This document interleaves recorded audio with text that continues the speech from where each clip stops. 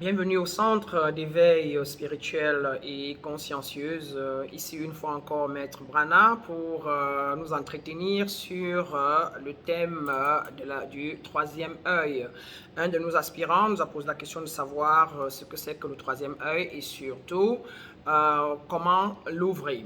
Alors qu'est-ce que c'est que le troisième œil? Le chakra du troisième œil est présumément l'ouverture de notre esprit.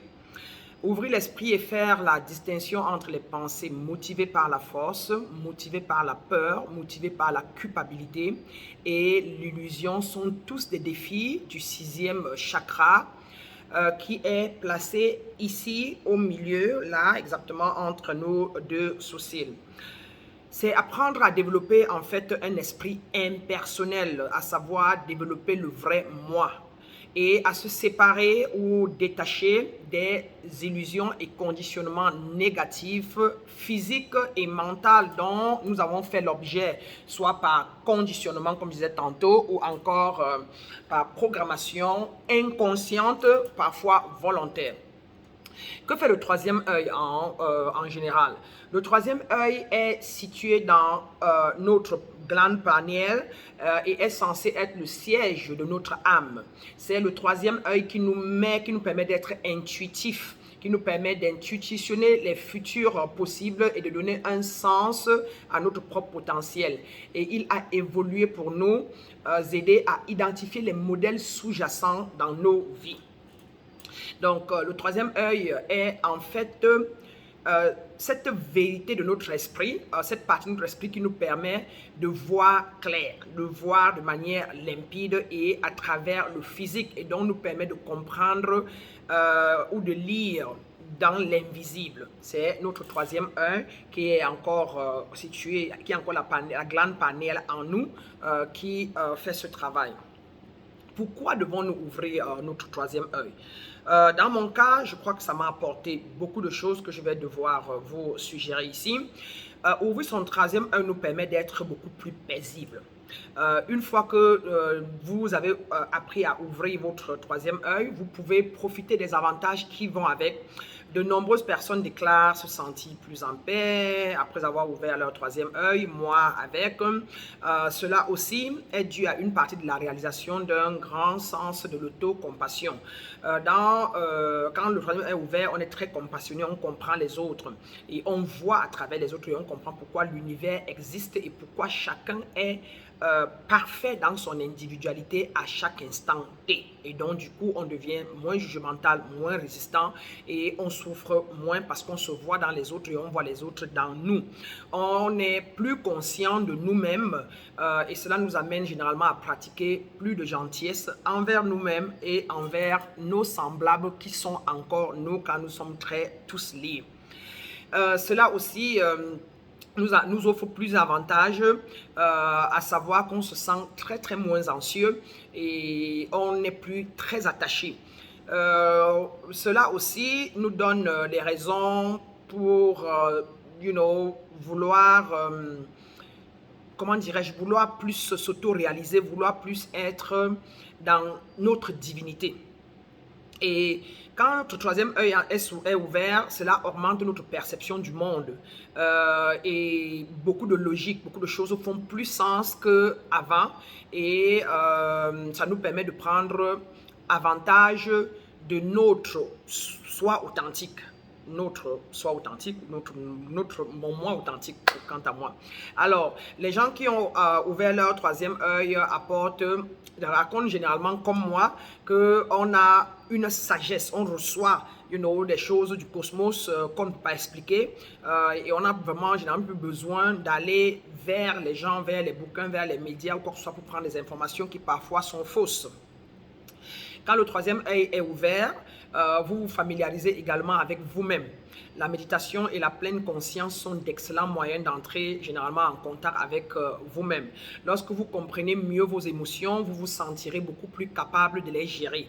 Et c'est l'une des raisons pour laquelle l'ouverture du troisième œil est importante. Vous améliorez votre santé physique. Donc, ouvrir votre troisième œil est très susceptible de réduire votre niveau de stress. Vous vous sentirez plus paisible et conscient de vous-même. Vous saurez qui vous êtes car vous comprendrez votre, votre votre personne interne, votre mental, vous comprendrez vos émotions. Il y aura la réduction des niveaux de stress présente de nombreux avantages physiques. Les personnes, comme vous savez, moins stressées sont moins susceptibles de souffrir d'hypertension artérielle et de symptômes de dépression ou encore des problèmes cardiovasculaires, etc. Alors, vivre moins de stress peut également signifier une réduction des choses comme les maux de tête et les maux d'estomac. Dans mon cas, je ne ressens plus rien. Les problèmes tendus au cou, les maux de tête que j'avais. J'ai subi pratiquement 2 ou 3 opérations d'appendicite dans le passé parce que j'étais constamment stressé. J'ai vécu dans pratiquement 6 pays dans le monde. J'ai beaucoup voyagé pendant plus de 30 ans et j'ai toujours été stressé avant mon autoréalisation. Donc, mais depuis cela, je suis paisible, je suis stable, tout est toujours beau, je suis toujours en parfait état de santé et d'habileté, autant mental, émotionnel que physique. Donc, je pense que c'est un très grand avantage. Alors, cela aussi peut aider beaucoup pour la peau. L'apparence, comme vous voyez, ma peau beaucoup plus fraîche. Quelques maîtres que j'ai rencontrés ou avec qui je vais souvent dans les retraites, on est presque la même chose. On est généralement on a une peau saine et on vibre, on a un aura beaucoup plus élevé. Donc, c'est un peu des petits avantages que cela apporte et que nous devrons donc considérer. Alors maintenant, la question devient comment ouvrir notre troisième œil.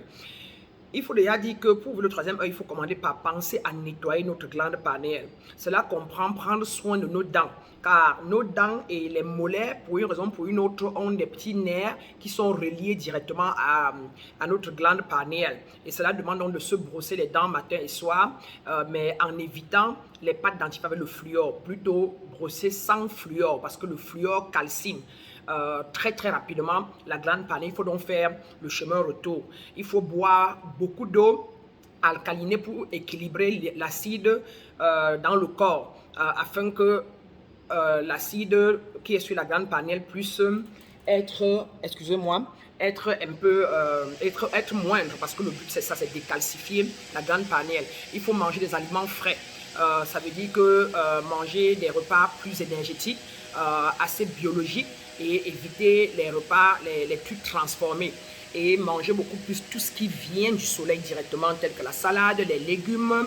Préparez vos légumes sans enlever l'eau verte qui vient des légumes. Maintenant, pour le ndolé, s'il faut laver, ça va, mais prenez par exemple nos légumes de chez nous, les béwélés, les légumes frais, au lieu de les bouillir et enlever l'eau verte et appuyer avant de cuisiner, vous faites les épinards et tout ça là, vous les bouillissez et vous continuez la cuisson avec, sans sortir ces eaux vertes là qui sont en fait très nutritionnelles et énergétiques pour nous. Cela donc, tout ça va pouvoir aider à détartrer votre glande panéenne et également pratiquer du sport qui va beaucoup aider à pouvoir désintoxiquer le corps. Et de plus encore, je recommande toujours du yoga parce que le yoga vous amène à une union du corps physique, du corps de l'âme et de l'esprit, et cela permet donc une fusion et une purification qui peut aider à ce que rapidement vos intuitions remontent rapidement à la glande panéenne.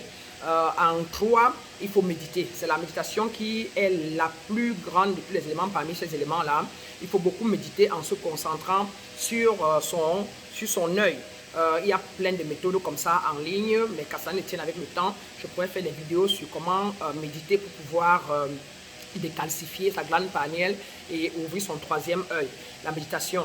En 4e, il faut prendre certains suppléments naturels et biologiques qui ont à voir avec tout ce dont on a besoin pour ouvrir son troisième œil. Dans les supermarchés, vous pouvez en demander et vous en fourniront.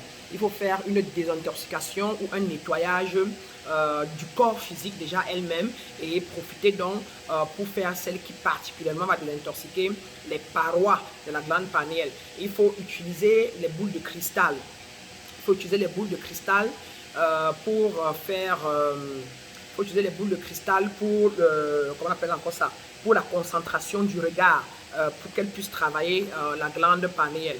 Il faut faire attention à nos rêves. elles peuvent développer notre intuition si on se prépare psychologiquement avant d'aller endormir pour savoir pourquoi on va dormir et émettre des choses à moins 5 minutes de notre sommeil afin que des choses se passent dans nos rêves qui sont beaucoup plus vivides.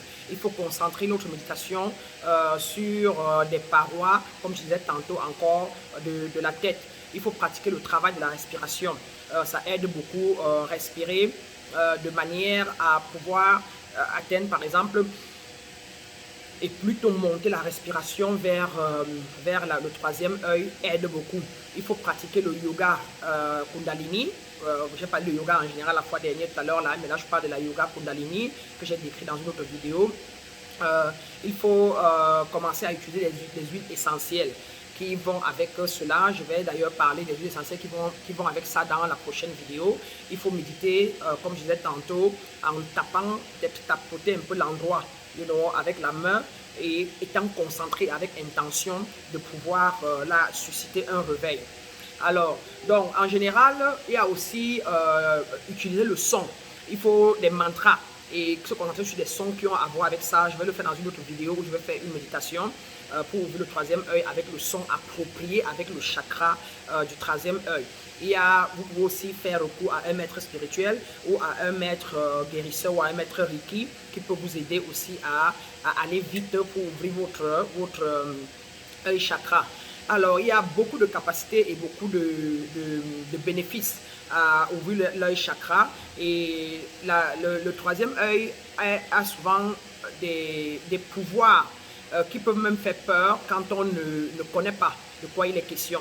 Certaines personnes ont peur d'ouvrir leur troisième œil parce qu'ils se disent que ça vient avec beaucoup de risques qu'ils ne veulent pas être. Mais moi, je vous recommande que c'est une très bonne chose. Moi, je l'ai fait et ça m'aide beaucoup aujourd'hui à voir le monde différemment et à être beaucoup plus paisible. La meilleure chose à faire est de faire pleinement confiance à l'univers, de vous laisser aller pour que l'univers vous guide, car c'est ce que vous étiez venu ici pour faire. Mais c'est parfois l'environnement qui nous a conditionnés autrement. Il faut donc laisser ces dons, laisser que ces dons puissent surgir. Si votre troisième œil est en cours d'ouverture, il vaut la peine de jeter un coup d'œil aux capacités que je vais aller vous citer tout à l'heure là par exemple. Vous aurez peut-être une pression croissante dans votre tête, vous aurez de la prévoyance, vous aurez de la sensibilité à la lumière, vous aurez des changements progressifs, vous allez aimer beaucoup de couleurs vivantes, vous aurez de la manifestation des pouvoirs, vos dons vont s'éveiller. Le don de clairvoyance, le don de clairaudience, le don de guérison avec les mains, tous ces dons-là vont s'éveiller parfois. Vous allez voir au-delà de l'évident. Vous allez voir au-delà de l'évident et cela va vous procurer des sensations de comprendre tout autour de vous et de lire les pensées ou le mental des gens avant qu'ils n'arrivent. Aussi, cela va vous procurer une adaptabilité à la vie partout où vous pouvez passer et vous vous sentirez plus perdu et vous pouvez aller n'importe où et vous allez vous sentir toujours à la maison.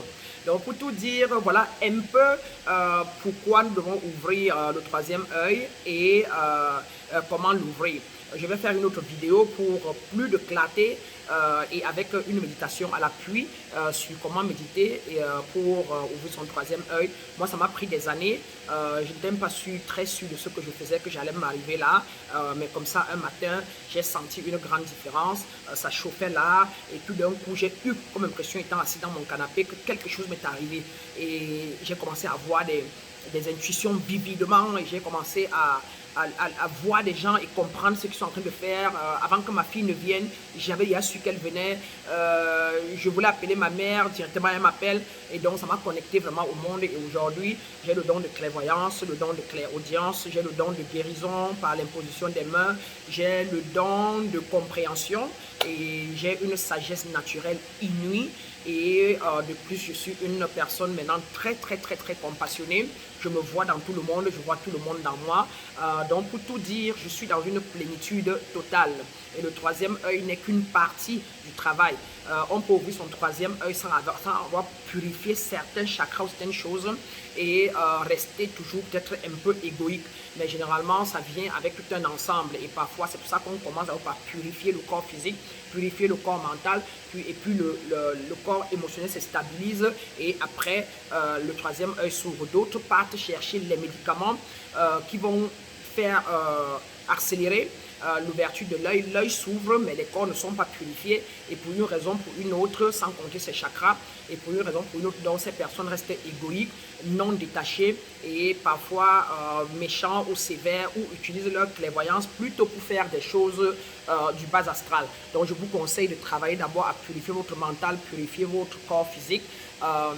Et pour entrer dans une plénitude totale, comme ça, ouvrez vos chakras du bas vers le haut, c'est mon conseil, mais on peut ouvrir les chakras en désordre, de la racine au sacral, au solar plexus, au plexus solaire, si vous voulez, au cœur, le chakra du cœur, chakra de la gorge, et puis le chakra du troisième œil, et puis votre couronne chakra. C'est tout un ensemble de travail. Beaucoup de gens parfois calent au niveau du troisième œil et n'ouvrent jamais leur chakra de la couronne.